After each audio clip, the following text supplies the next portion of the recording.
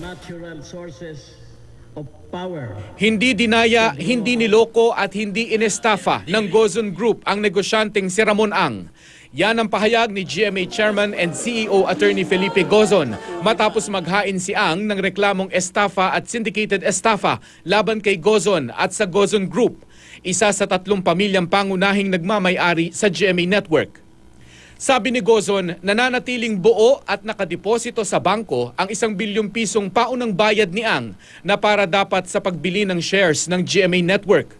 Hawak pa rin ito ni Attorney Gozon bilang pangsagot daw sa umano'y pinsalang idinulot sa Gozon Group ng paglabag daw ni Ang sa mga napagkasunduan nang magpasa siyang hindi na ituloy ang transaksyon. May mga basihan daw ang pananatili ng pondo sa kustodiya ni Gozon sa ilalim ng term sheet ng transaksyon, gayon din sa Civil Code of the Philippines. At dahil may basihan para rito, giit ni Gozon, walang nangyaring estafa.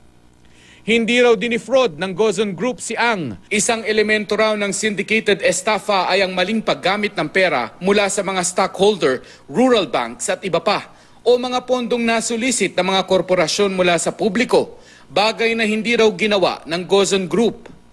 Hindi rin daw nagsolicit ng anumang pondo ang Gozon Group mula sa publiko at maging kay Ang. Hindi rin daw inalok na ibenta ng Gozon Group ang kanilang shares sa publiko. Hindi rin daw niloko si Ang dahil habang nakikipagnegosasyon, may kasama si Ang na mga abogado at financial advisors.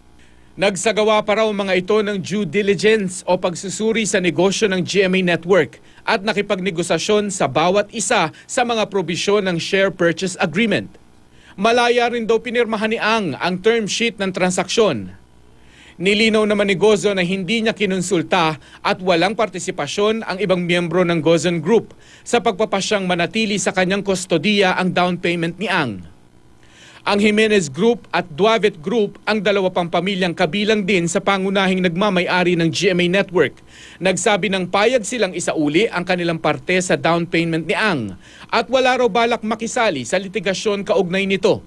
Naiintindihan naman daw ni Gozon ang espesyal na relasyon ng 2 grupo kay Ang. Sa ngayon, hindi pa rin daw natatanggap ng Gozon Group ang kopya ng reklamo ni Ang. Ni Attorney Gozon at ng Gozon Group, mababasa po ninyo sa GMA News Online.